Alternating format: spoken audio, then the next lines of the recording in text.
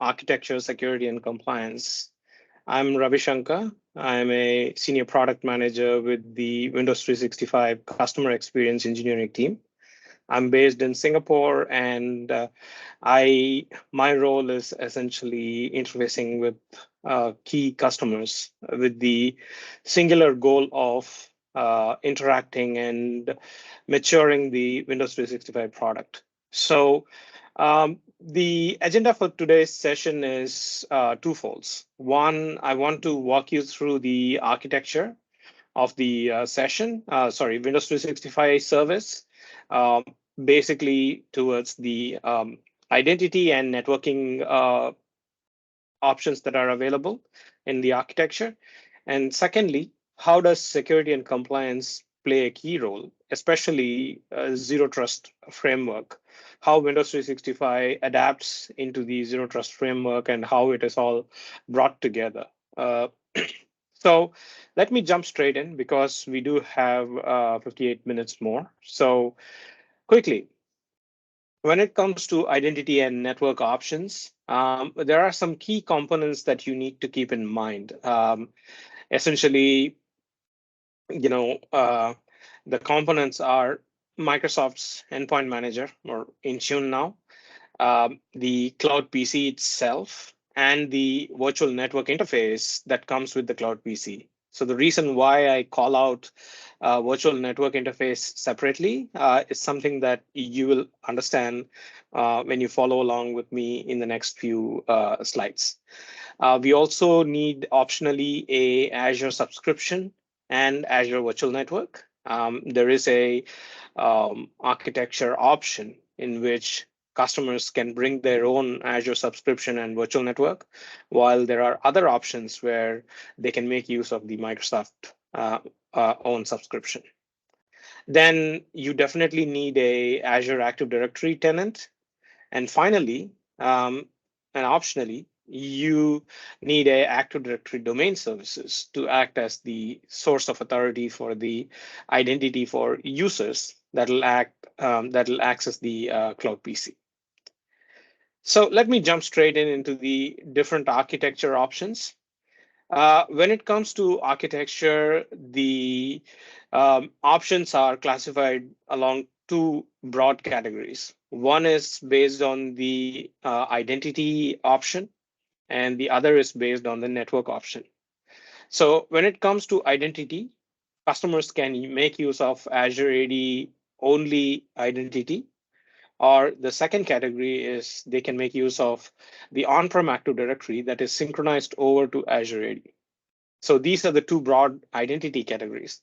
When it comes to networking, um, the customers can bring their own network in the form of Azure subscription and hence the Azure Virtual Network. The second option is for them to make use of Microsoft's own network, which is called as Microsoft Hosted Network, or MHN for short. So in the next three slides, I will show you a combination of these two models, and I'll share like what are the merits and demerits of each of these options, etc. So the first is Azure AD join with Microsoft Hosted Network. The reason I start with this architecture, this is the simplest architecture, and consequently, this is the most SASified version of Windows 365 service. So when someone says SaaS, it basically means that you don't bring anything. You just go in there, log into the service, and start consuming it. So that's exactly what this architecture model brings in, where you basically don't have your own Azure subscription, you don't host your Cloud PC. All you bring in is the Azure AD identity that is needed to consume the Cloud PC, and the Microsoft Endpoint Manager architecture, or the Intune subscription that is needed to manage the Cloud PC. So the the big box here represents the Microsoft's domain, which includes Microsoft's own subscription, and there is a Microsoft hosted network within which Cloud PC is deployed. And from here, the connection is made by users and devices of all form factors via the Azure Virtual Desktop infrastructure. And that's it. As an end user, you just need to log in to the a portal, endpoint manager portal, and start provisioning cloud PCs using Azure AD identity and Microsoft hosted network. Within 5 minutes, you are able to deploy and continue working on the cloud PCs. So everything is contained within Microsoft subscription. So this model, think of it, if I am to put an equivalent, it is like your corporate laptop working from home, where you are connecting to your corporate, your home network for internet and corporate access via VPN. That's how the users would, access the on-prem resources, corporate resources, and any cloud resources. The next model is we keep the Azure AD join, but we expand it into bringing your own network model or Azure network connection with customers' own Azure VNet model. So you're familiar with this diagram from the previous architecture. The Azure AD remains the same. The endpoint manager or Intune remains the same. The only difference being instead of customers using the Microsoft's network, they bring their own subscription within which there is a virtual network that they have. And while deploying the cloud PC, they choose that virtual network in which the virtual network adapter of the cloud PC is deployed. So this is the reason why in the initial couple of slides back, I told you that there is an optional possibility of considering cloud PC and virtual NIC as separate entities. So once the network adapter for the cloud PC is separated and put in customer's network, from here on, you can apply your user data route, user defined routes, network security groups, NSGs, Azure firewall or third party firewall devices to shape and filter traffic and make it secure and connect this network to your on-premise network for any line of business applications that are there in the on-premise data center. The user connectivity still remains exactly the same. uh, the end users use any form factor of devices, connect to the Azure Virtual Desktop, but instead of going directly to the Microsoft subscription, they go via the customer subscription where the network adapter is, and from there reach the cloud PC. Rest all remains the same.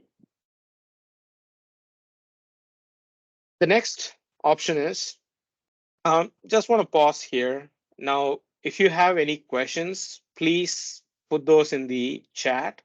I will be pausing in between the slides and I'll be answering those questions. So feel free to put those questions in the chat and I'll be monitoring them. Let me just switch back. All right, cool.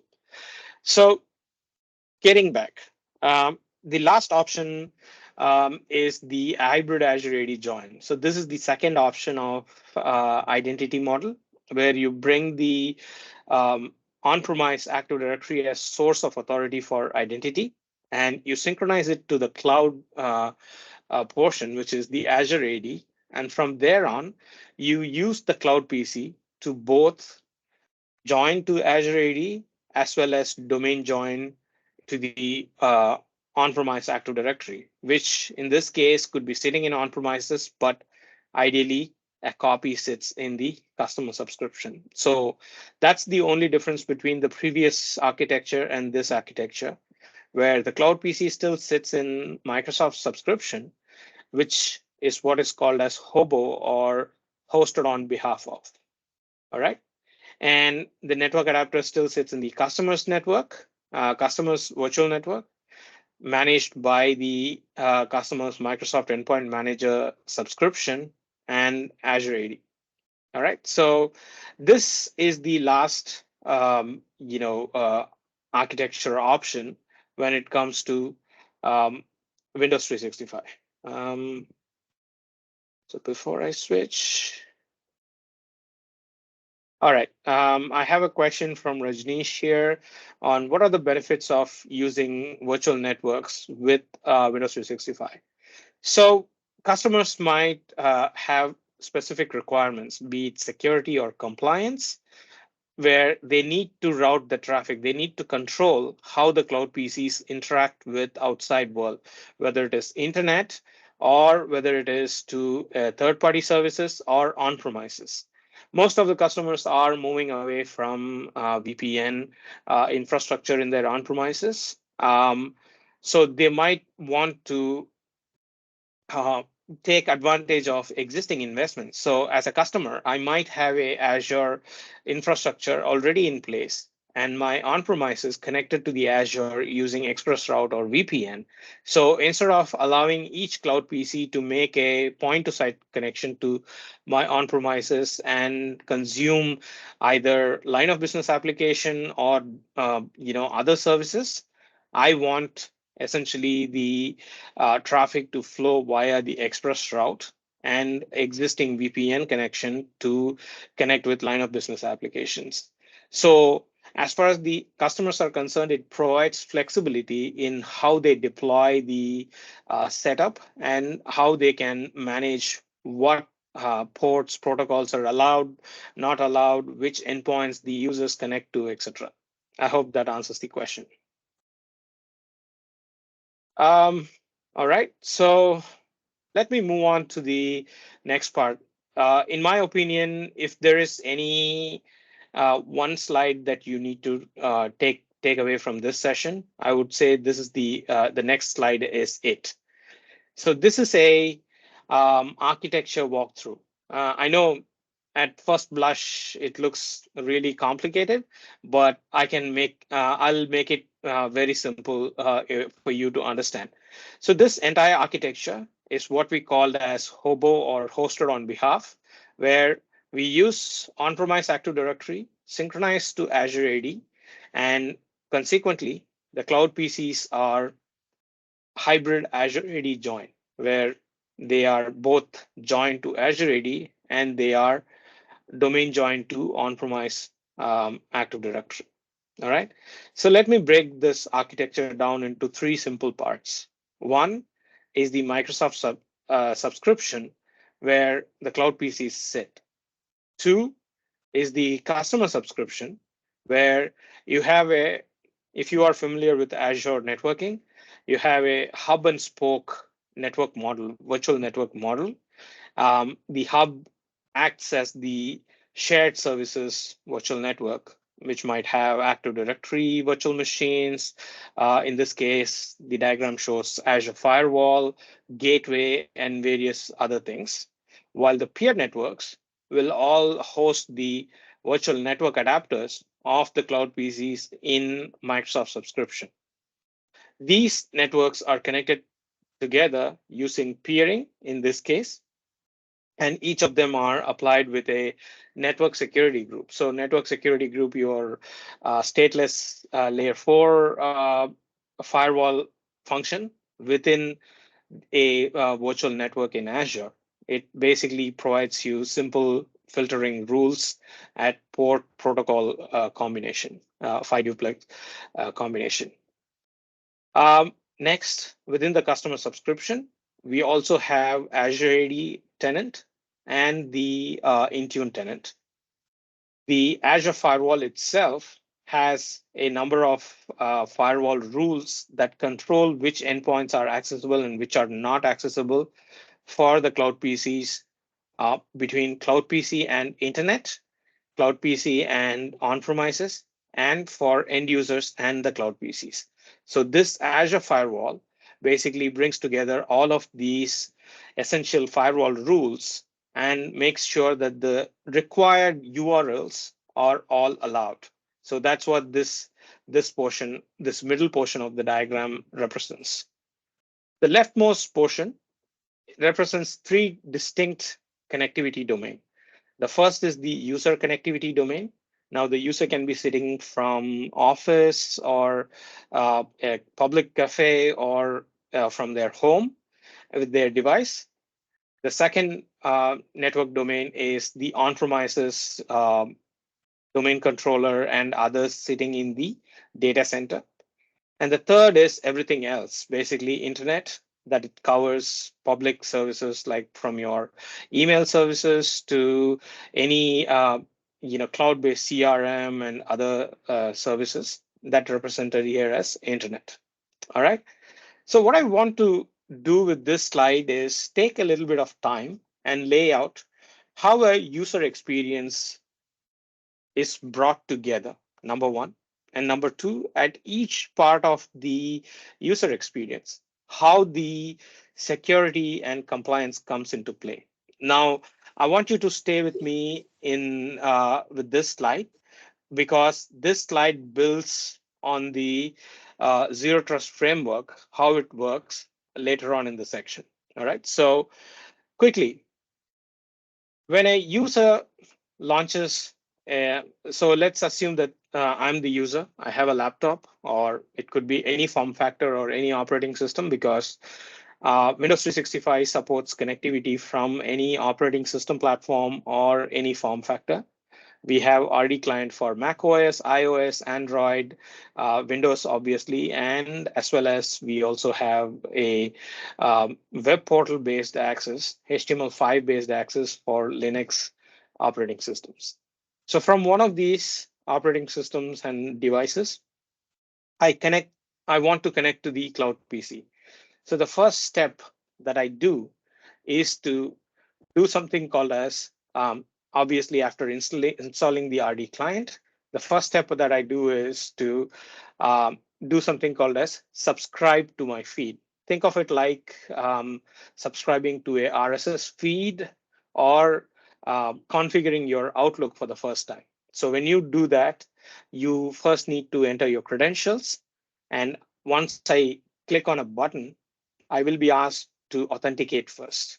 So I provide my Azure AD credentials, and the Azure AD in turn takes in this, looks at the user, and sees if the user needs to be challenged further with conditional access. So this is the first level of security, adaptive control, where Azure AD challenges the user with either more authentication prompts in the form of multi-factor authentication, or lets the user proceed to the next step. So once Azure AD authentication is done, next is the client retrieves the Azure AD token and shares it with the Azure Virtual Desktop infrastructure. Within this icon represents a whole bunch of internal services such as gateway, broker, diagnostic services, and many more. So in this case, the client is connecting to something called as a broker, right? So broker, think of it like the heart and soul of Windows 365 service. This service receives the connection token from the user. It looks it up in the backend database and sees that, okay, Ravi has entitlement to one cloud PC. So what I'm going to do is I'm going to create a RDP file, and I'm going to send that RDP file to the client. So once the RDP file is sent in an encrypted fashion, the client shows a single icon that says that, okay, you have access to this cloud PC. As an end user, I will double click on that uh, icon and I launch the RDP session. So when I'm launching the RDP session, it's not going to be in the well-known 3389 port, of course. It's going to be in the port 443. So the advantage, the security angle to this is that, first of all, customers don't need to open well-known ports in their firewall. So all they need to do is use the existing 443, which is pretty much used by all the services, all the internet services, most of them, for web services access and secure connection. So we use the 443 port, and the RDP protocol itself is first of all encrypted, and that encrypted RDP protocol is tunneled within the TLS 1.2 connection to Azure Virtual Desktop. So this time, the connection is made to the Azure Virtual Desktop gateway service. This gateway service receives the connection from the user and it terminates it right there. And it says that, okay, hold on. So the RDP protocol encryption that I just mentioned is the second layer of security that the customers can count on, that it'll work and it'll secure the cloud PC access. The gateway service, it receives the connection, it terminates it, and then it talks to the broker service that I spoke about previously. The broker service, in turn, what it does is it has live connections, outbound connections from all the cloud PCs via this network path to it. And it says that, okay, hey, I see that this particular user, Ravi, is entitled to this particular cloud PC. So I have a connection to this cloud PC. I'm going to ask this cloud PC to make a outbound RDP connection. So the agent running inside the cloud PC is going to make something called as a one-way outbound connection, which we call as reverse connect. So the reason we call it as reverse connect is, as you can imagine, the user is not actually passing all the way through AVD infrastructure, firewall, and everything and connecting directly to the cloud PC, but they stop here and the cloud PC actually makes the connection back to the AVD infrastructure.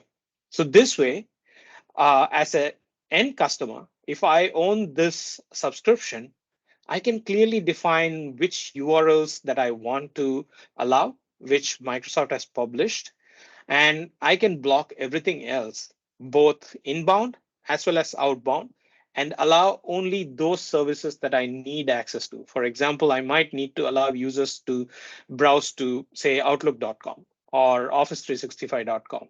For those services, I will allow them in the firewall, and I need them access to line of business applications. I will allow them there, and rest all are blocked, both inbound and outbound. So this is the third layer of security where we use reverse connect from cloud PC, and at the gateway service level, it bridges both the RDP sessions and it gives a feeling for the user that they are connected all the way to the cloud PC. They are presented with a desktop and they are able to do their day-to-day work, without any problem. So before I proceed any further, if you have any questions, again, please feel free to drop them in the chat. Um, so these are multiple levels of security at which we secure cloud PC connection. All right. And this is the important part that I wanted you to understand, because um, when it comes to SaaS services, it is easy to get lost that, okay, yeah, take it granted that it works and I don't have to know anything. But internally, this is how it is set up for, in this case, a hybrid Azure AD join setup. Now, if I remove the on-prem AD from the picture and the express route from the picture, this will become a Azure AD join with uh, customers virtual network connecting via exactly the same. If I remove the customer subscription completely and on-premise Active Directory completely, this becomes Azure AD join experience, where instead of going through a customer subscription, it goes directly to the Azure AVD infrastructure, and from there to internet for access by users. All right. So with that, I'm going to move on to my next topic, which is about how Windows 365 aligns with Zero Trust framework. I do see a question.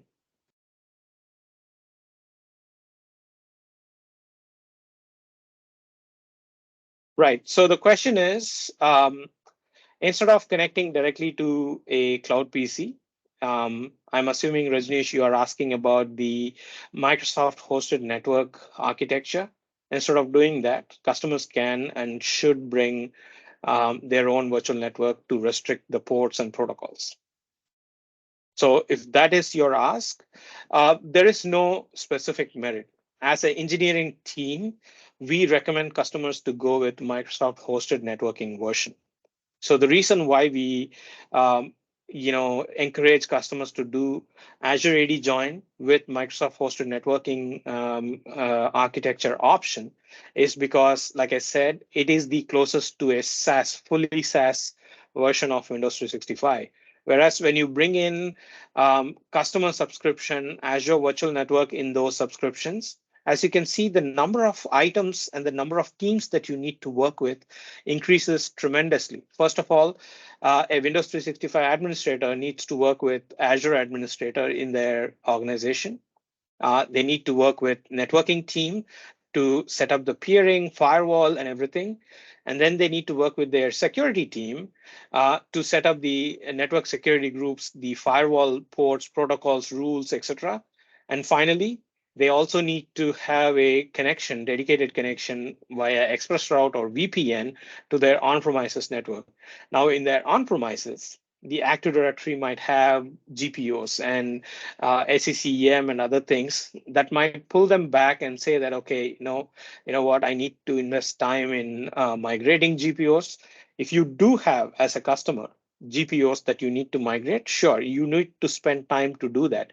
But let's say you don't care about the GPOs in on-premises, and you feel that those can be manually, or they can be automatically created using Intune Policy Analyzer, GPO Policy Analyzer, and you can basically convert them into Intune configuration policies, then that's the best way to go about it, so that you can consume Cloud PC with minimal amounts of dependencies to on-premises and other teams. So it becomes a purely SaaS version of structure. So depending upon your requirements, the existing infrastructure that you have, GPOs or SCCM in on-premises, the maturity of Intune team, etc., customers can choose between one of the three options. But from Microsoft engineering point of view, we encourage customers to go with Azure AD Join and Microsoft Hosted Network wherever they can. All right. I hope that answers the question.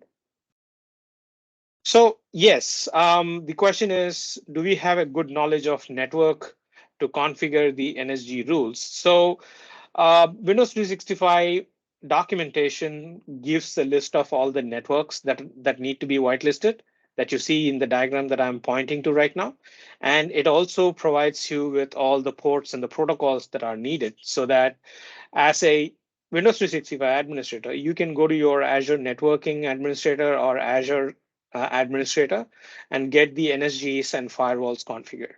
So you can share them the architecture diagram and let them configure it for you. And sorry, documentation. There are detailed documentation on what URLs, what IP addresses needed, what endpoints needed to be allowed and whitelisted, etc. All right. So let me move on to the next portion. We are tracking really good time progress. I think we might have enough time to complete.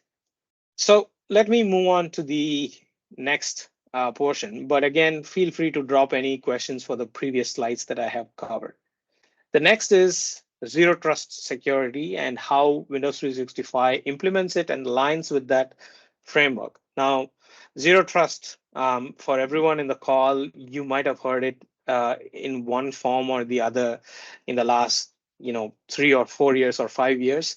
And you'd be thinking like, why is it so important? And how does it matter to customers?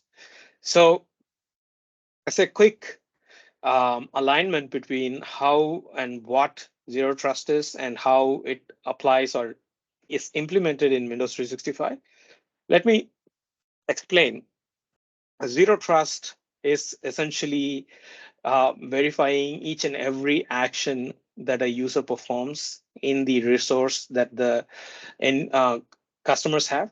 They treat the security boundary no longer exists within the on-premises data center or office network, whereas the security boundary is within the device. And for each and every action that a user does with their apps or services, they are verified each and every step, And it is done so with adaptive controls. So for example, today I'm connecting from office, I will get the same experience. And when I go and connect from a coffee shop, I will have additional authentication challenges to go through. Say for example, I might be presented with a multi-factor authentication or two-factor authentication challenge to authenticate when I'm connecting from public network versus when I'm connecting from home, I might have a different set of experience. But what it is doing is adapting based on where you're connecting from, what is the reputation of network, your location, etc. And it is changing the security controls that you go through, not just for authentication, but for all throughout the step and throughout the life cycle of a service. All right. So how does Windows 365 aligns with this model?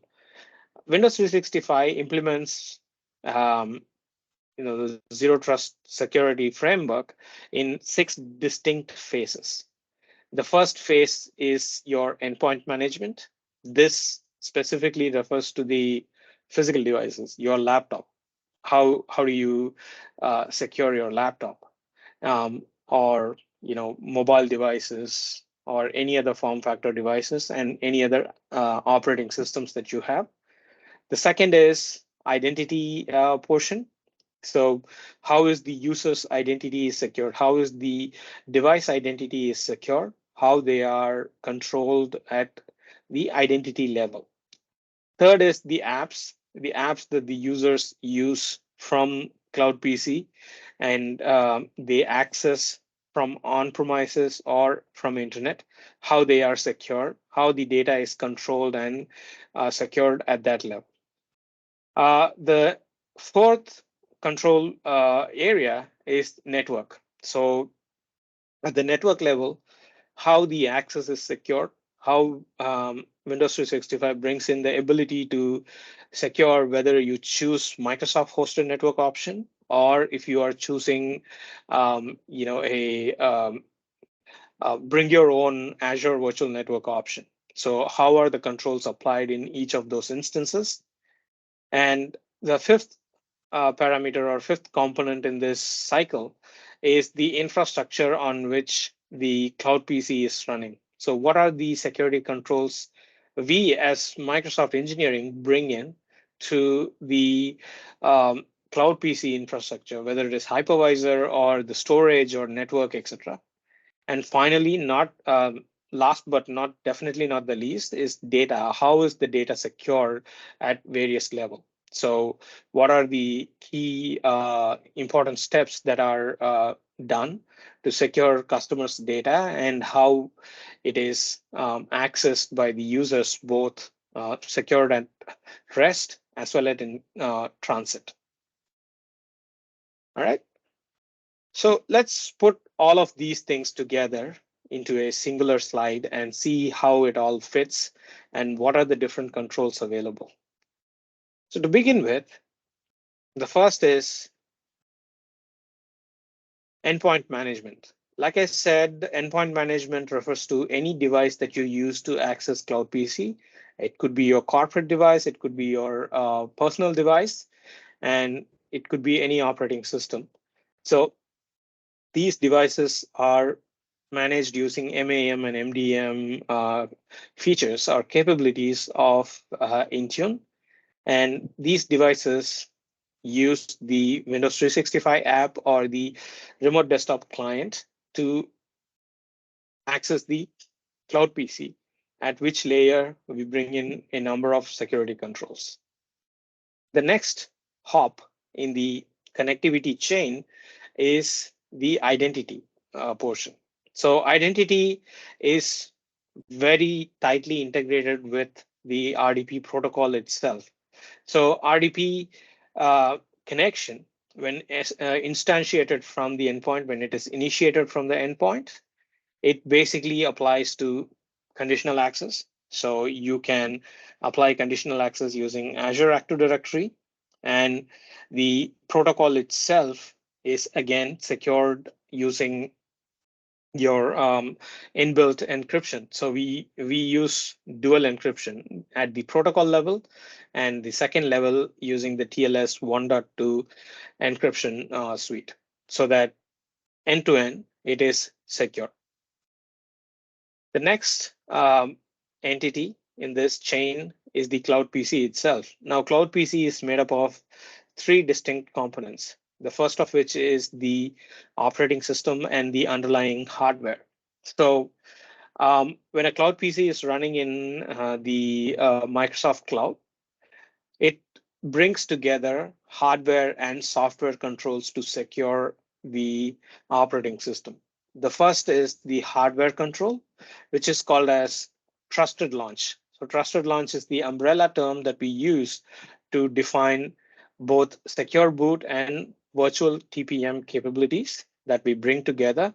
And these two capabilities essentially give end users the ability to launch and run their applications and operating systems without the fear of rootkits and malwares that can modify the login and execution behavior.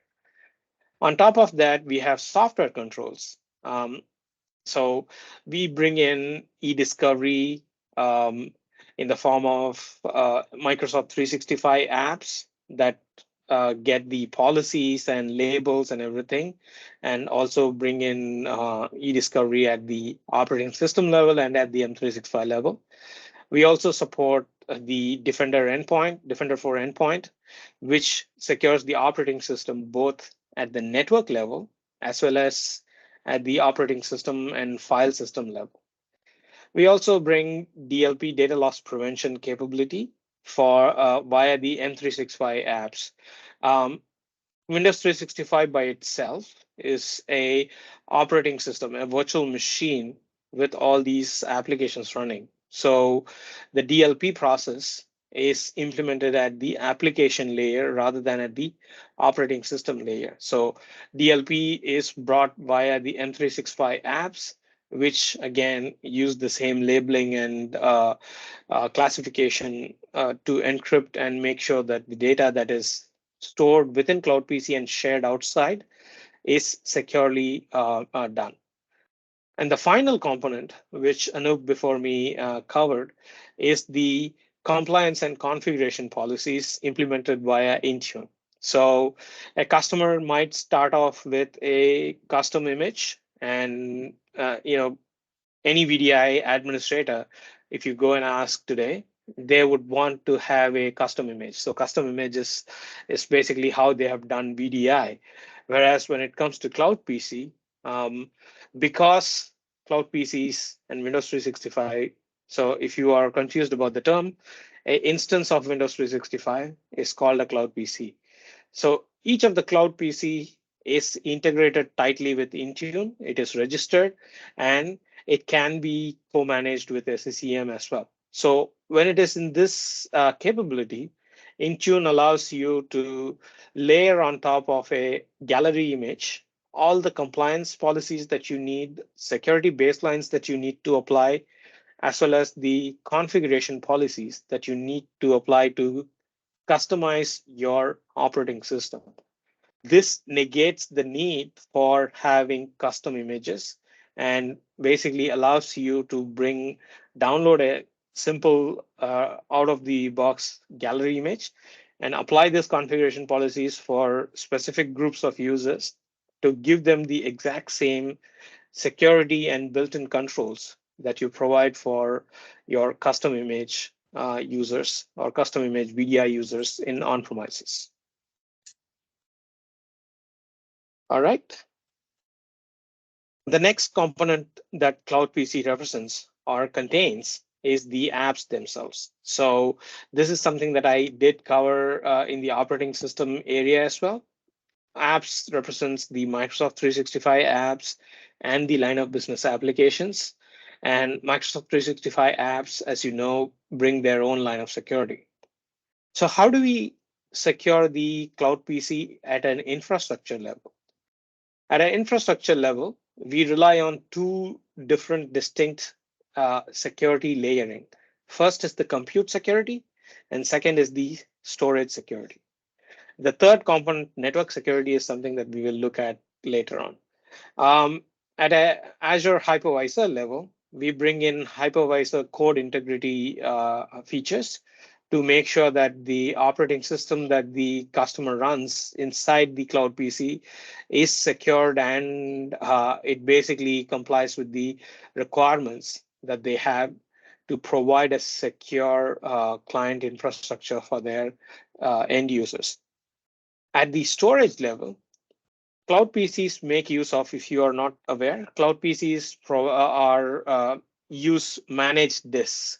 So managed disk is a type of Azure storage service, which essentially makes use of something called as server-side encryption, or SSE, to encrypt the storage account from where the managed disk is created. So think of it like a large SAN storage out of which you carve, a SAN blocks, block storage disks that you present to individual virtual machines.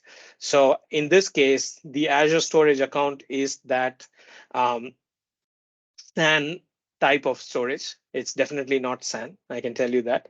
But uh, to establish an analogy, basically Azure Storage is your SAN equivalent, out of which we carve out block storage, in this case, the managed storage devices that are presented to the cloud PC. The encryption is applied at the SAN level so that the data that is stored, the disk that contains the data that is stored in the cloud PC, is secured at the platform level itself. All right. So out of the box, the as of today, when I, as a customer, go and create a cloud PC, this encryption is done using what is called as Microsoft Managed Key. Um, what it is essentially Microsoft encrypts the storage account and it manages the encryption key so that the users can access it. There are security controls that make sure that Microsoft cannot access the data, however. But as an end user, I might want to bring my own key. So we do have that capability where, as an end user, if you are using Microsoft 365 encryption, Microsoft 365 has the capability to bring your own encryption key and encrypt entire data in SharePoint, OneDrive, and whatnot. So that same encryption key can be extended to Windows 365 and can be used for server-side encryption. All right, so this is essentially the platform level security controls that we provide for Cloud PC. The next important component when it comes to Cloud PC security is the traffic. So like I mentioned before, when it comes to Windows 365, there are two options available. One is the Microsoft hosted network, where you give everything to Microsoft and say that, okay, you manage my network, cloud PC, etc. I just want the operating system where the users can log in and work. The second option is, of course, bringing your own virtual network. In both these cases, we do provide security controls. Let's assume if it is a Azure, bringing your own network, which is customer brings their Azure subscription and network. I did do a walkthrough in my one of my previous slides. What are the security controls available? So a typical security control for filtering traffic would be your user-defined routes, network security groups, and on top of it, you can use either Azure Firewall or a partner a firewall product, and you can use the route tables and basically route it to different destinations. When it comes to Microsoft hosted network, except for a couple of ports, all the other ports are open. But the important point to note is that when a cloud PC needs to communicate with internet, it essentially is behind a source net, which means that anyone from internet that needs to traverse back, they would be doing a guessing game.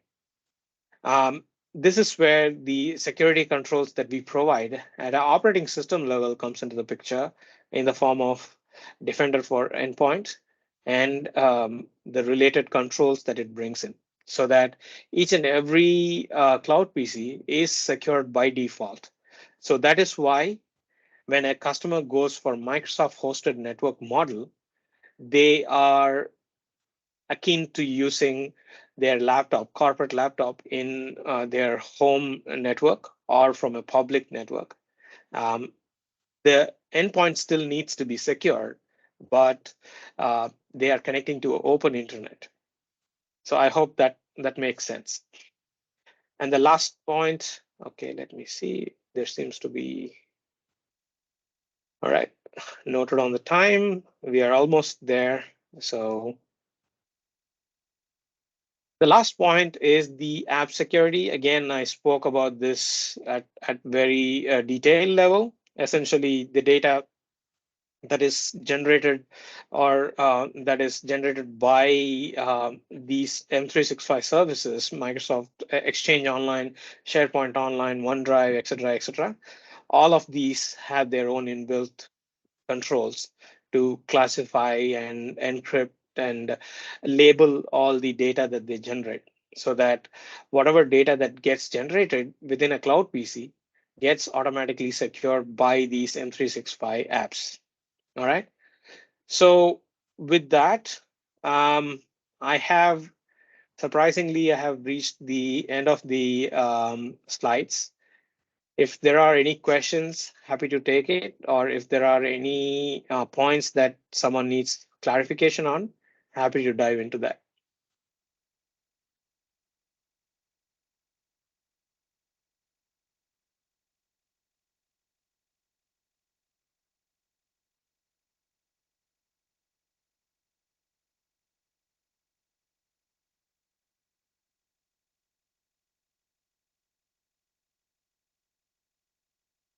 So it looks like, Right, Ravi. sorry, go Uh, on. yeah, yeah. So I just thought of giving you an check for you have like another 12 or 13 minutes left off. Thank you. Right, right. So if there are no questions, Feroz, I'll pass it back to you. I'll be online for the next 30 minutes and I am available to answer any questions. I do have some question. Can you go through throw some light on individual apps like SharePoint Online Security? Not per se my forte, but essentially the question was, how does individual services or apps such as SharePoint Online secure the data? So at a very high level, SharePoint Online and all the other M365 apps provide both data at security as well as in transit and sorry, data security at transit as well as in rest. So at rest, the security is provided in two levels. One is the underlying storage encryption with customers bring your own key capability that I just mentioned. Second, the M365 apps have inbuilt DLP and compliance capabilities with which they can encrypt individual items. Say Exchange Online, you can encrypt emails, individual emails. If there are other M365 apps like Word, PowerPoint, etc., that are stored in SharePoint Online, each of those can be classified and labeled, and you can choose the encryption setting. As an administrator, I can choose that based on the classification that the user chooses. I can either encrypt the individual data file or I choose not to. It could be Word, PowerPoint file, or it could be the email that end users send.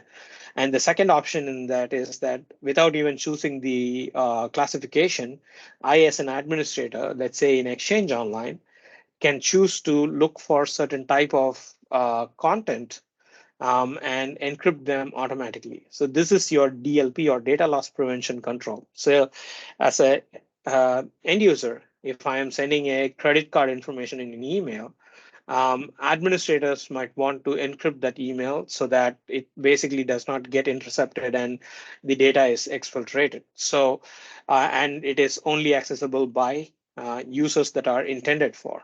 So automatically, I can apply DLP controls to either completely block the email or simply encrypt and send it to the intended audience. So those are DLP controls. All of these put together secure data both within the organization boundary. Say within Microsoft, me and one of my colleagues share that information. It is encrypted. It is classified as needed to meet the compliance and the security requirements.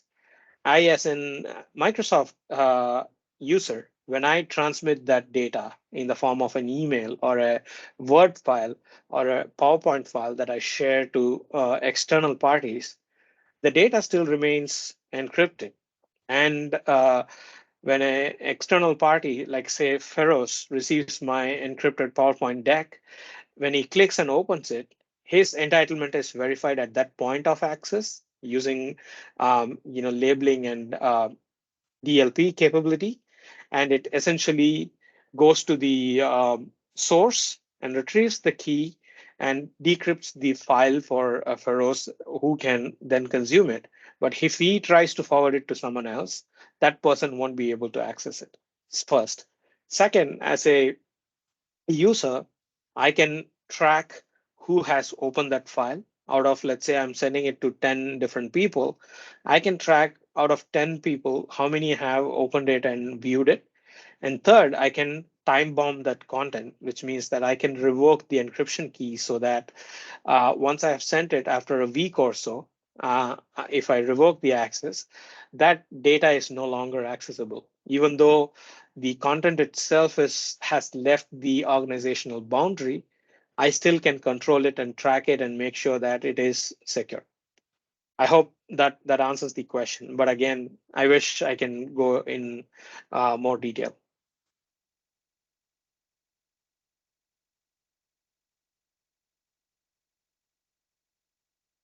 Anyone else have any other questions?